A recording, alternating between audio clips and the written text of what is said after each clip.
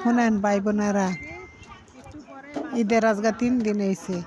আমার নাইনাত করে ডাহানো সন্ধে থাকা দো হেরা সবে আইসে আমরা ভাই। তো হেরা বলে আইয়া মাছ ফুরা খাইব। তো দেখেন আমি আগুন ধরাইতাছি। এই আগুন ধরাইয়া সারলাম, ওখানে মাছটি চুলার দিলাম।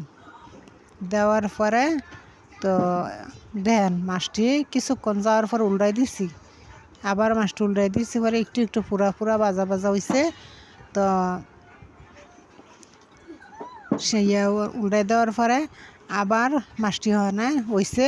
ওখানে আমার নাইনাত করে খাওয়ান দিতেছি, বড় নাতিরে মেজো নাতিরে সবাইরে বন্টক করে দিলাম, হেরা খাইলো। তো আমরা নাইনাত করে অনেক খুশি হইলো। আমরা তো বাউনবাড়িয়ার মানুষ, আঞ্চলিক ভাষায় কথা কই, গাঁও গ্রামের মানুষ আমরা এইভাবে কথা কই। আমরা তো গাঁও গ্রামের মানুষ, আমরা তো ছাদ নাই, উঠানের মধ্যে আমরা এমন করে আগুন ধরাইয়া তুই ফিরা খাইছি। আমরা গাঁও গ্রামের মানুষ, আমরা এমনি রান্দা খাই।